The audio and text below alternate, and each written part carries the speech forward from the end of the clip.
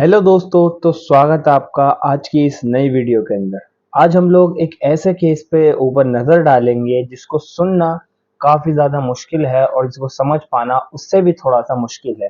लेकिन मैं कोशिश करूँगा आपको सीधी-सीधी भाषा में इसको समझा पाऊँ। तो ये बात है महाराष्ट्र के पुणे की, जहाँ पर एक घर के अंदर एक लड़की है 17 साल की, जो कि अचानक से एकदम उसकी हालत ऐसी हो जाती है कि वो एकदम से मरी-मरी सी और निढाल और कमज़ोर वीकनेस के साथ में जीने लगती है। एक दिन वो अपने घर की विंडो से लगकर बैठी हुई होती है, तभी उसके पिताजी घर के अंदर एंटर होते हैं। जब लड़की के पिताजी घर के अंदर एंटर होते हैं, वो अपनी 17 साल की बच्ची को बैठक के अंदर विंडो पर लटके हुए देखते हैं। देखकर वो थोड़े से परेशान होते हैं, वो उसके पास जाते हैं, कहते हैं, "बेटा, कैसी है तुम्हारी तबीयत? क्या तुम्हारी नींद पूरी हुई या तुम्हें अभी भी नींद आ रही है?" इस लड़की को बहुत ज़्यादा कमज़ोरी और नींद इतनी आ रही थी और चक्कर बेहिसाब आ रहे थे कि इससे चला भी नहीं जा रहा था।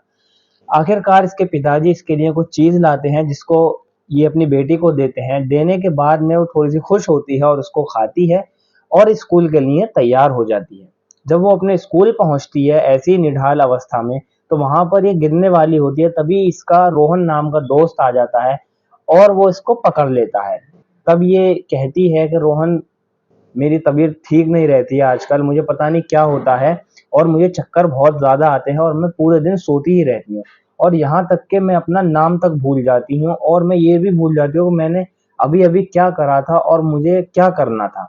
तुम कुछ बताओगे? तो वो उससे कहता है कि सिस्टर, मज़ाक मत समझना या बुरा मत मानना, क्या तुम कुछ नशा करने लगी हो? वो एकदम से डर जाती है, कहती है, नहीं पागल हो क्या, मैं नहीं करती ये सब तुम्हारी तरह।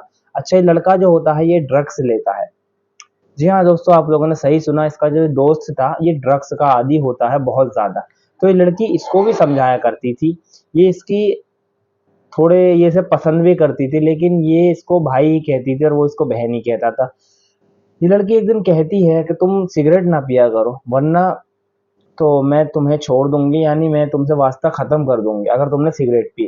तो लड़का सोचता है, आखिर जो मुझे सिगरेट के लिए मना करने वाली लड़की खुद ड्रग्स कैसे ले सकती है? इसको कुछ ना कुछ प्रॉब्लम है। अभी बात यहीं पर ही ख़त्म नहीं होती। 2 दिन बाद में अचानक पुलिस को एक खबर मिलती है कि आप यहाँ पर आ जाइए। एक सुनसान जगह वो होती है, जहाँ पर पुलिस को बुलाया जाता है और वहाँ मिलती है एक बच्चे की लाश, जिसको 6 महीने के बच्चे को एडॉप्ट कराकर उसको फेंक दिया जाता है और जिसको ये लाश मिलती है वो कहता है ये एक लड़की है जिसको मैंने देखा और ये मुश्किल से 6 या 7 महीने की है, जिसको अबॉर्शन के बाद में यहाँ पर फेंक दिया गया है। उसको चील-कौवे खा रहे होते हैं जब इस मज़दूर की यहाँ पर नज़र जाती है, जिसके बाद ये पुलिस को इन्फॉर्म करता है।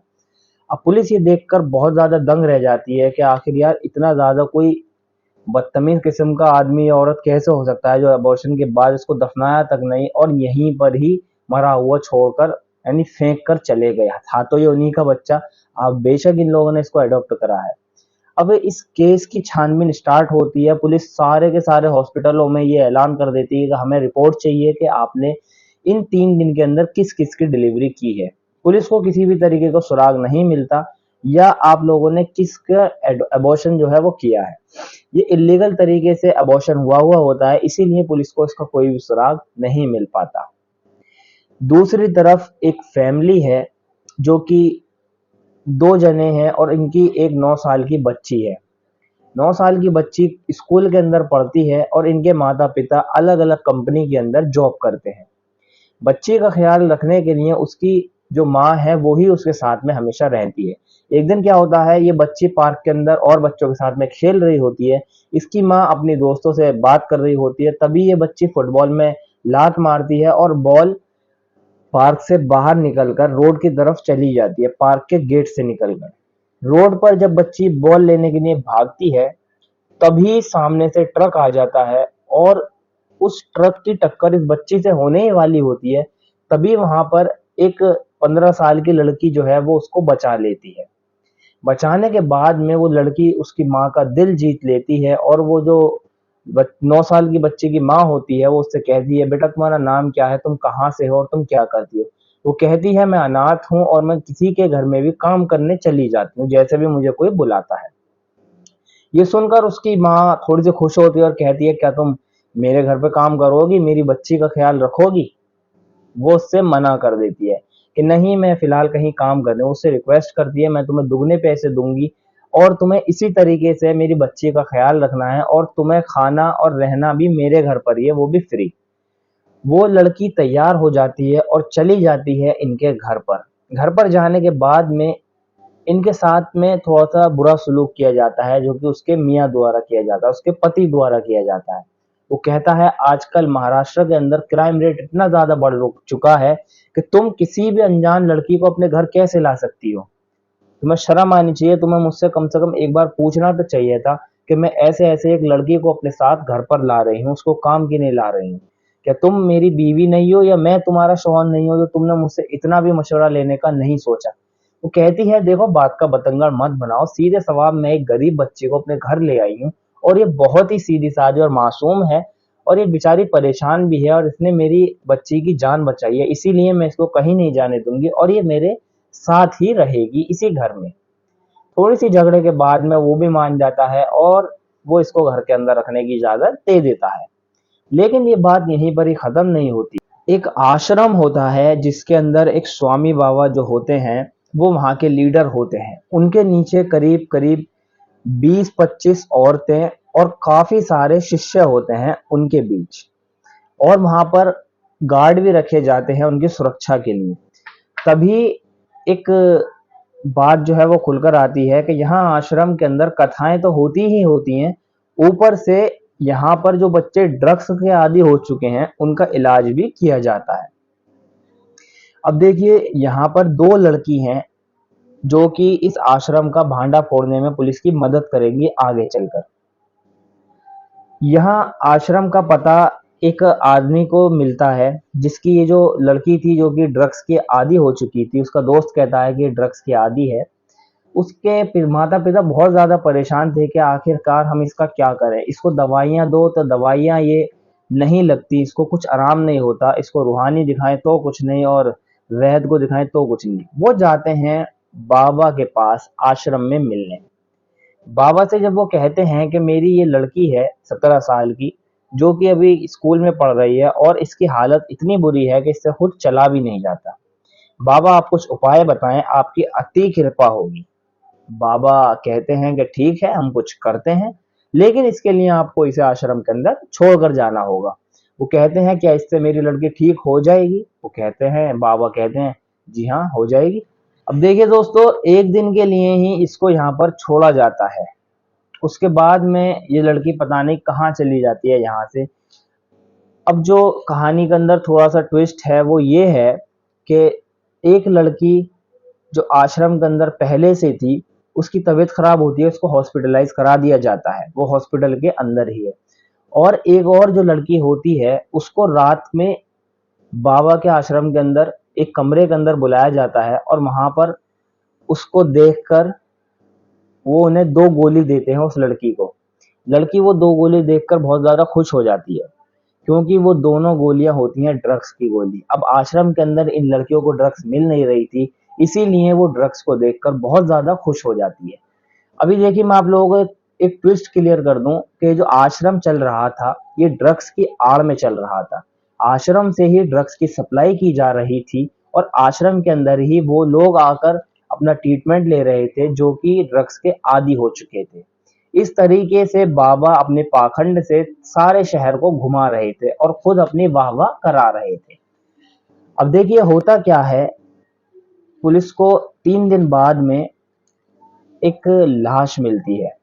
उस लाश की अभी पुष्टि नहीं हुई होती है, पुलिस इसको अपने अंडर में कर लेती है। तभी ये जो लड़की थी 17 साल की, ये अभी अपने घर पर आ चुकी है। घर पर आने के बाद में एक दिन अचानक होता क्या है कि ये लड़की लेटी हुई होती है अपने बिस्तर पर और तभी उसके पिता की सुबह आंख खुलते हैं 7 बजे, तो वो अपने घर का दरवाजा देखता है कि यार दरवाजा तो खुला हुआ है, उसका एक बेटा है वो भी सोया हुआ, उसकी पत्नी है जो कि पैरालाइज है टांगों से वो भी सोई हुई है, वो उठकर गेट खोल नहीं सकती।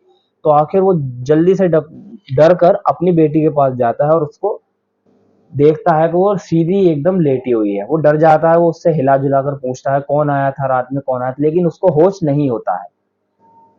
अब देखिए दूसरे दिन भी ऐसा ही होता है। होता क्या है कि वहां पर फिर से 3 बजे, रात के 3 बजे गेट खुला हुआ होता है और बाप उठता है और देखता है कि उसके घर में सब सो रहे हैं, लेकिन उसकी बेटी वहां से गायब है। अब वो हल्ला मचाता है बहुत ज्यादा अपने घर के अंदर। घर वाले उठते हैं, जो कि उसका बेटा और उसकी पत्नी होती हैं। उठकर वो जल्दी जल्दी देखते हैं, बेटा बाहर भगता है, देखता है गली के अंदर कोई नहीं होता। उसकी पत्नी कहती है कि तुम कुछ मत करो, हमारी जवान बेटी घर से भाग चुकी है।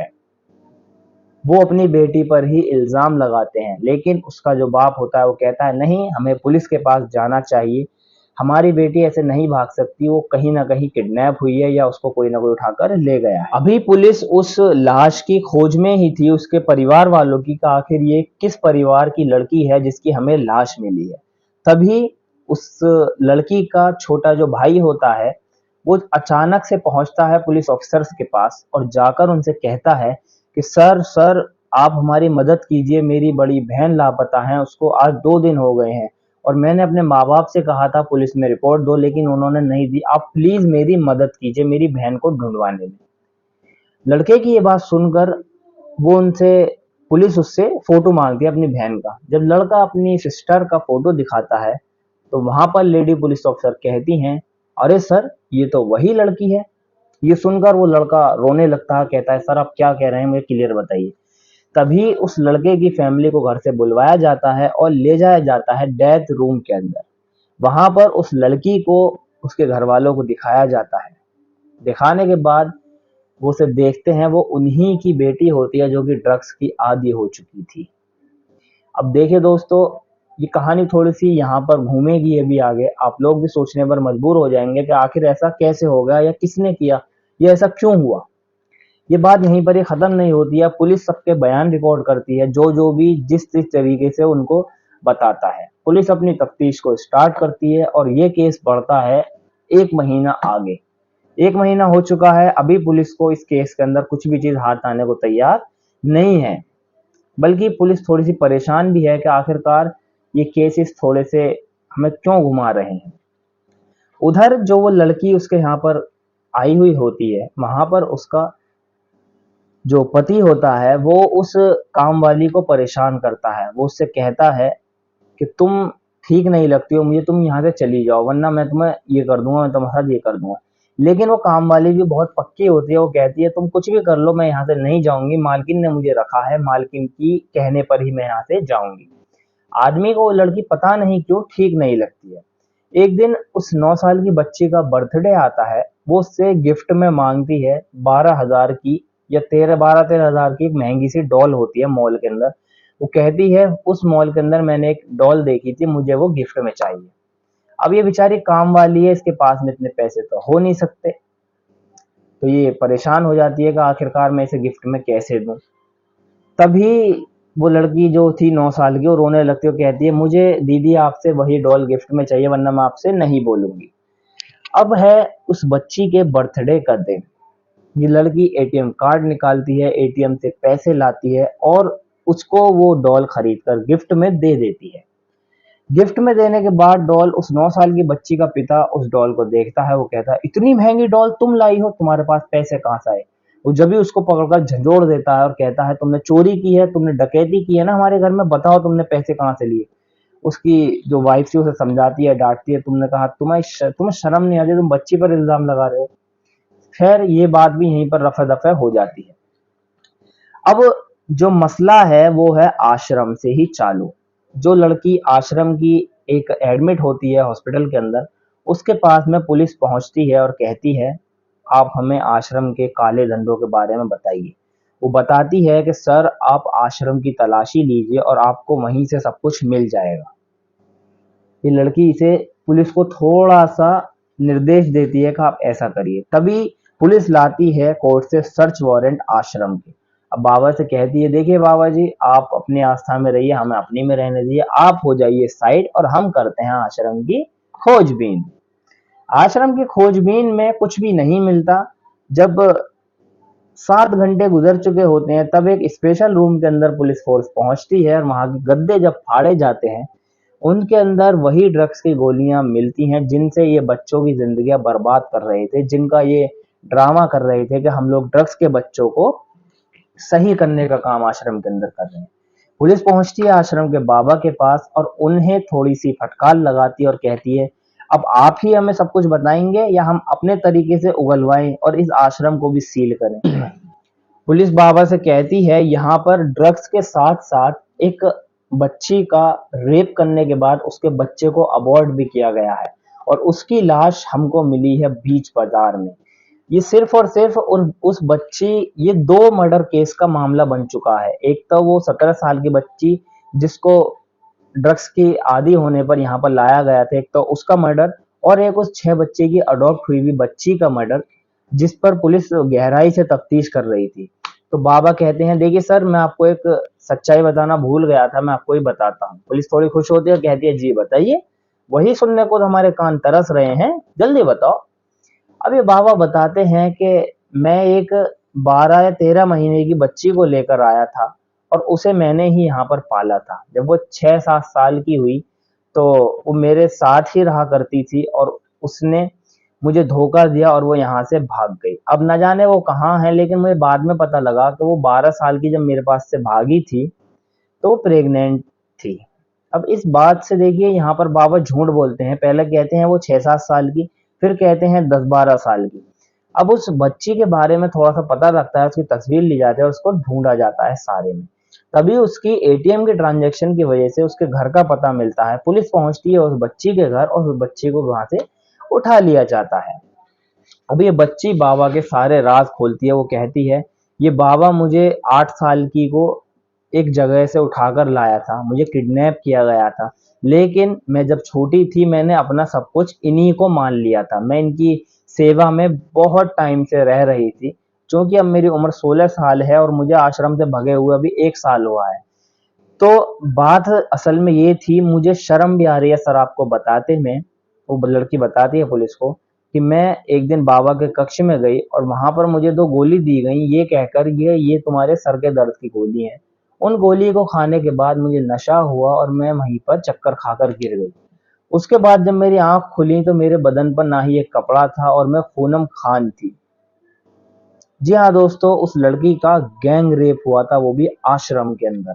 ये कितनी शर्म की बात है, आप लोग सोच सकते हैं। उसके बाद मुझे पता लगा 3 महीने बाद कि मैं प्रेग्नेंट हूँ। लड़की कहती है, मेरे 1-2 महीने ऐसे ही गुजर गए, मैंने किसी को भी बात नहीं बताई।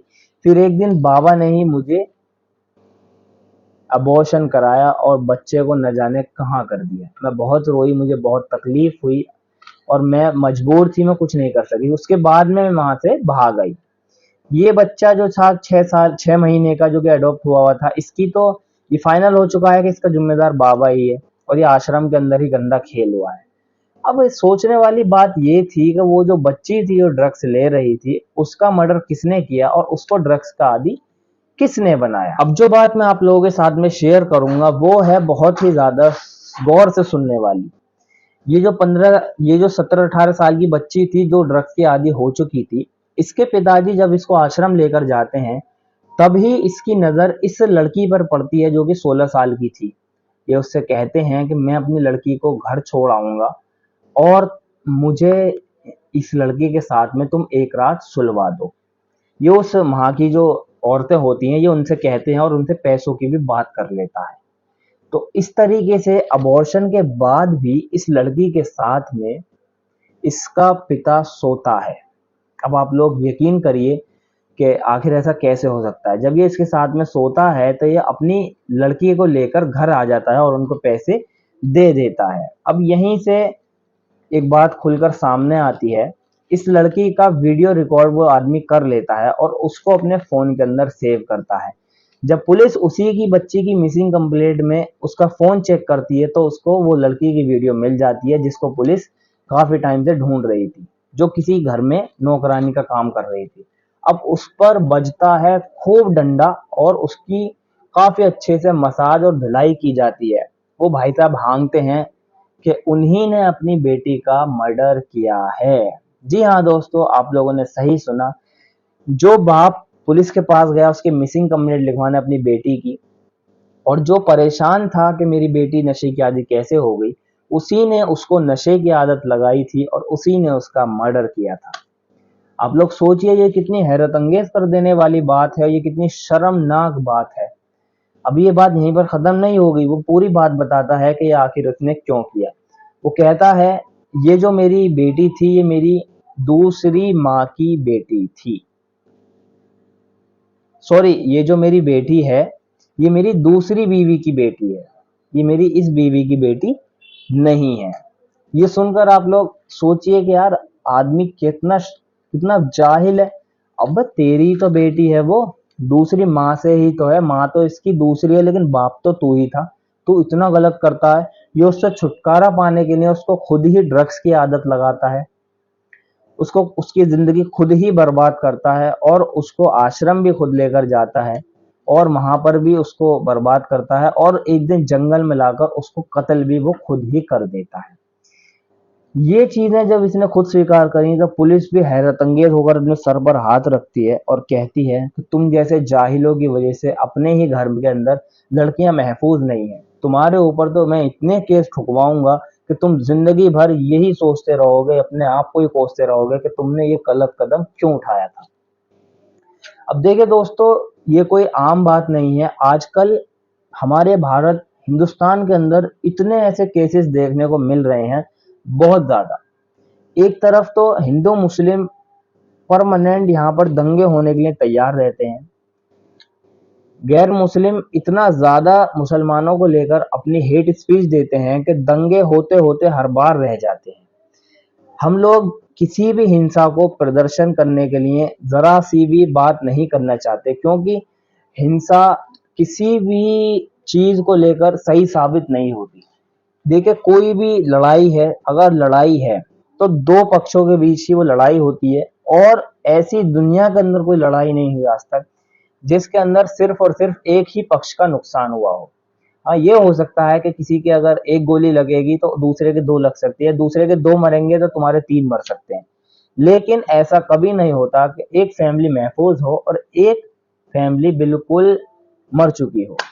तो इसी बात को सोचते हुए मेरी आप लोगों से एक राय है कि अपने आप को सोशल मीडिया के गंदे चैनलों से बिल्कुल दूर रखते हुए हिंदू मुस्लिम एकता को बरकरार रखिए, और वही भाईचारा अपने अंदर लाइए जो कि 1947 और उससे पहले देश के अंदर था, जिसकी वजह से देश को आजादी मिली थी। अगर उस टाइम पर भी हिंदू मुस्लिम या अदर कास्ट के लोग ऐसे ही लड़ा करते तो शायद आज हम अंग्रेजों के ही गुलाम होते, कभी हम लोग आजादी को अपना नहीं सकते थे। इस बात को पढ़े लिखे लोग समझते हैं और अनपढ़ और जाहिल लोग नहीं समझते हैं।